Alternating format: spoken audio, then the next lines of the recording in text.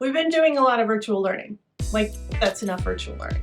So over the past 2 years, our kiddos have either been learning from home, so they haven't had a chance to really talk to each other. They haven't had a chance to get with a partner and learn from each other. Or, everything's needed to be digital. And so we've been staring at devices for 2 years. I know everything is Zoom. And so it's nice to be able to get out and have face-to-face conversations with one another. But it became a problem in our classroom because now that kids are coming back, they either don't know how to talk to each other or they don't know how to learn with each other. And so that's what we're going to talk about today. I'm going to show you how to take some partner activities and add them to your close reading lessons. If you're getting stuck on any part of teaching close reading, from choosing the right guides, where to get started, what do you teach on each day, what do the activities look like, how to do vocabulary, anything like that, we've got a playlist right here on the Teaching Firsties YouTube channel. You can check that out. Make sure you subscribe to us so you can see it. You can find things better. I never can find anything on YouTube. And so that way you can binge watch all of the close reading videos and get started right away in your classroom. Or if you'd like something to print out and take notes on, there's a close reading guide. It is absolutely free, and you can grab that in the link in the comments below. It's helped me adapt my close reading lessons to my younger students because close reading is not one size fits all. It'll give you 2 weeks of lesson plans plus reading passages plus what to teach on each day. So really 2 weeks of lesson plans to practice, and then you're going to be ready to teach close reading on your own. And you can grab that in the description below.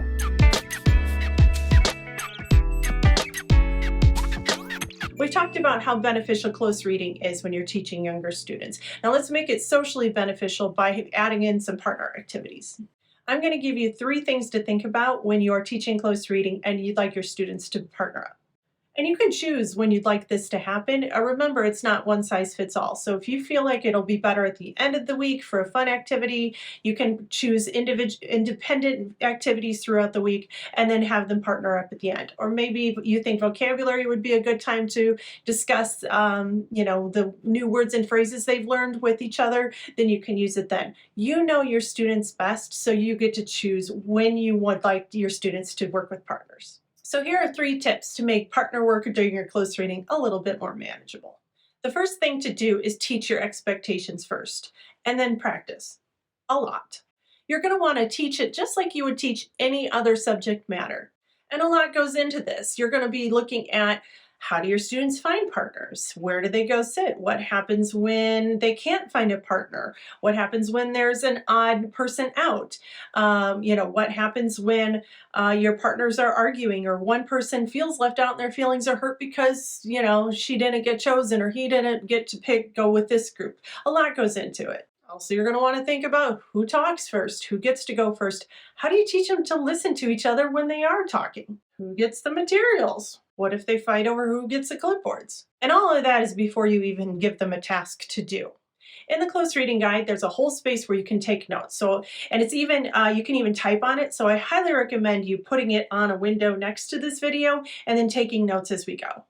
I'd like you to think through the ideal lesson where your students are working together and think about what that flow would look like. What will they do first? What will they do next? For example, the first thing you're going to do is give them the assignment, and then they're going to find a partner. Then they need to go find a spot to sit. They need to gather their supplies. They need to sit, and they need to begin the task.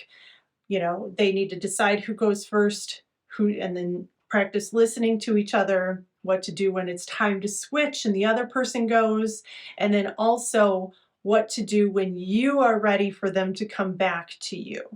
Now let's break that into parts. You're going to want to teach one at a time, and the very first thing was finding a partner. So you're going to want to teach how to find a partner, and I'm going to talk to you about that in a little bit.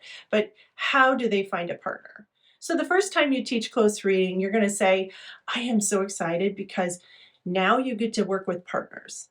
And I'm going to show you how to do that. And when we get really good, then I'll start giving you activities. So your very first time that you introduce your partners in your close reading is going to be just that, how to find a partner. Okay, they found a partner, and I'm going to tell you how to do that in a moment. But, now you found a partner, and then you're going to go back. You're not going to give them the next step until they get really good at finding a partner. you're not going to expect your students to have the perfect partner lesson, activities the first time. Unless you break these into small chunks and stop adding new things until they're ready to move on to the next things, it's just going to be a disaster. So if you just really take step by step and you practice and reinforce your expectations with your partners, it's going to go so much smoothly all year long. Now, a word about practicing and reinforcing your expectations. This is something that I wish somebody had told me early on in my career. I really figured this out like embarrassingly late in my career, and I wish somebody had told me this. So, if you have the mindset that your students are little kids and they just aren't going to remember what you say. They might remember it on Tuesday and they won't remember it on Wednesday. And if you just have the mindset that that's going to happen, and look at it just as a fact of life instead of a frustration for you, your blood pressure is going to be so much better. So instead of thinking I'm frustrated and annoyed that my students don't know how to find a partner or where I keep my clipboards, not to do XYZ. And instead, you say, okay, I'm going to give each and every time a chance to practice. So go and ask them, now where do we keep our clipboards? Somebody point, okay, point to the clipboards. So they just know. Who can tell me what we need to do after we're done?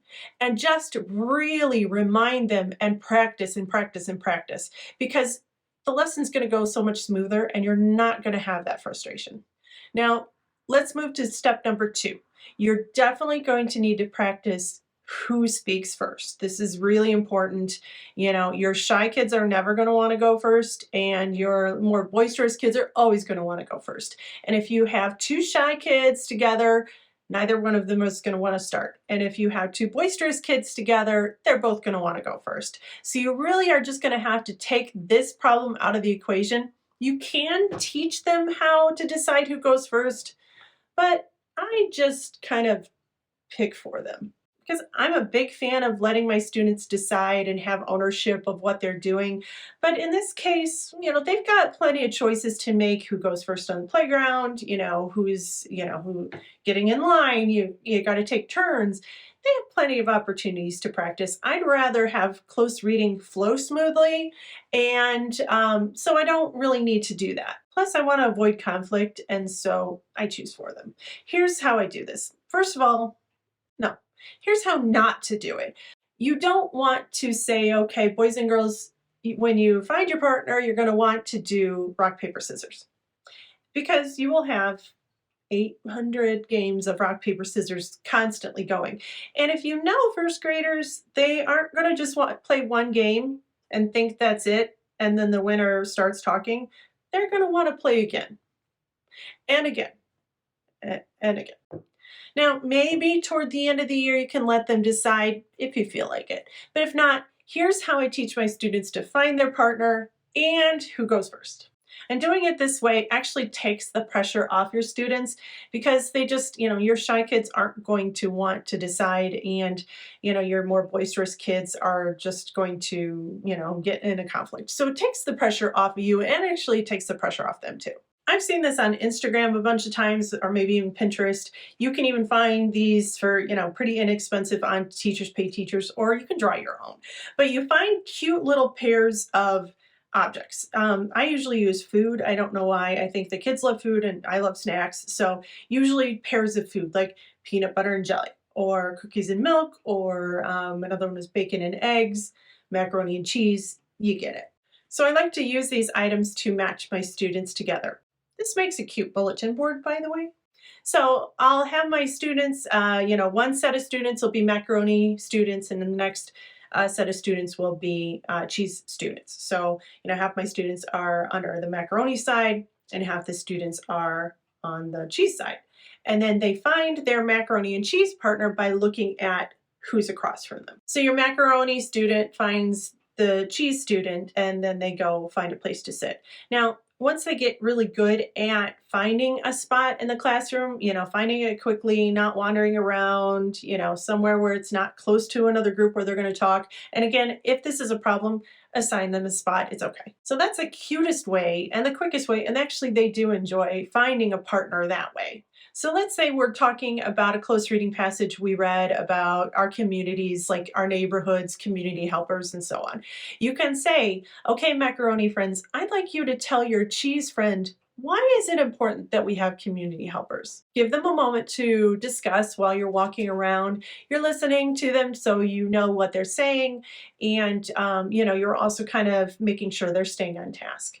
And then after just, a moment, this does not take long at all, then you can say, okay, macaroni friends, you're going to listen to your cheese friends now. Now, cheese friends, can you tell your partner what would happen if we don't have community helpers? It's still really fun for them because they know they have a role, and they kind of, you've taken the pressure off of them about who goes first. So that's not even an issue. And then they get to just talk to each other. And then also, those more boisterous kids, if they do have to go second, they're going to be listening for their turn to go. And so they're going to want to participate. Now, how about listening to each other? Because it's one thing for your students to be like, okay, it's my turn to go, I'm going to say what I want to say. But then when it's somebody else's turn to go, we also don't want them to just wait and think, okay, is it my turn next? We want them to really listen. And so here's a little tip about how to listen to each other. Now, this isn't going to happen the first time, but with practice, especially if you do this a lot with close reading, it gets much better. My favorite way to keep my students accountable is to ask them what their partner said.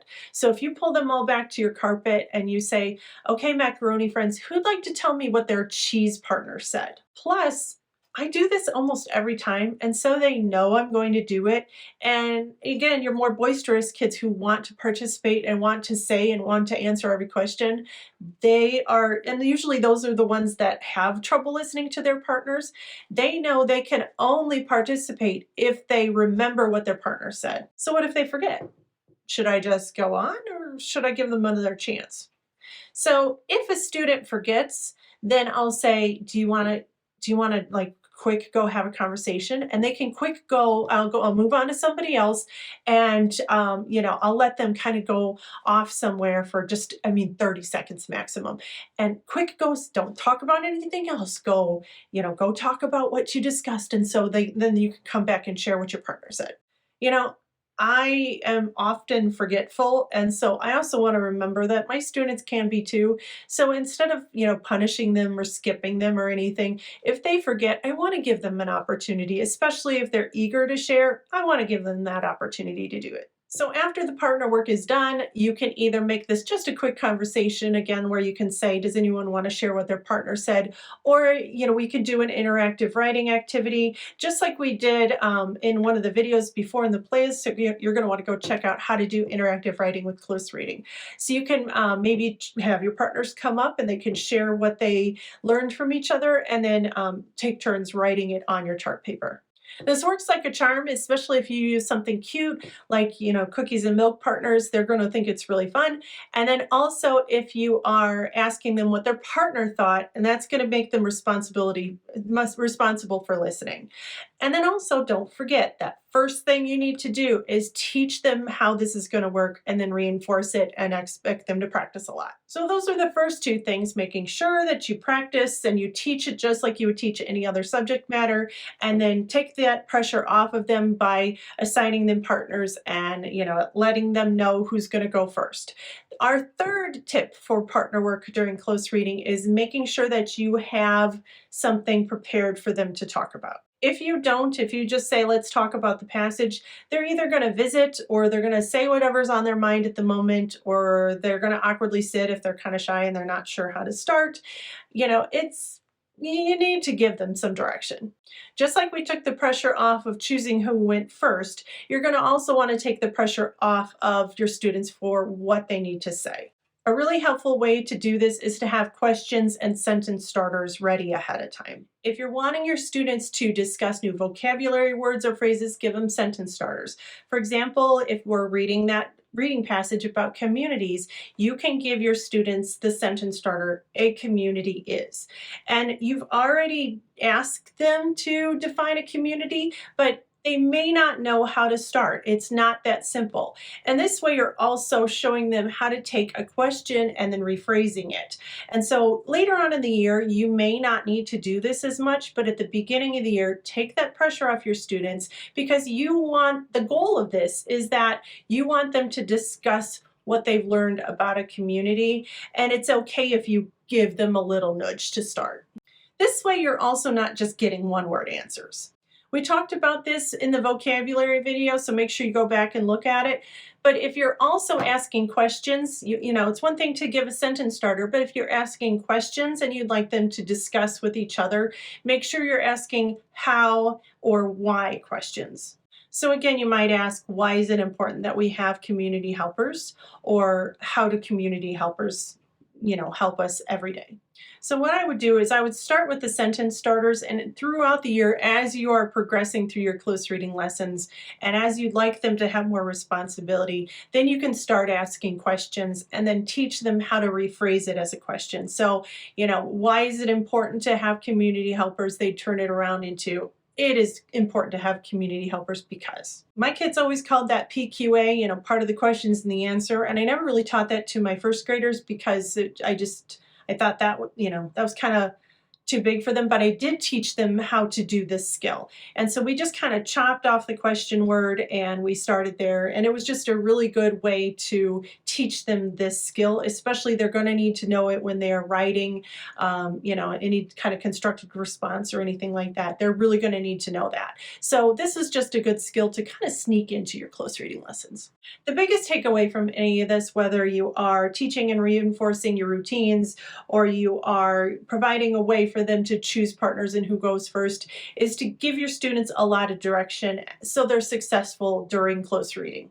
Because remember, you're not looking at, are they getting along? Are they behaving? Are they doing that? You can give them direction on how to do that. Your goal during close reading is, can they discuss it and are they learning something new?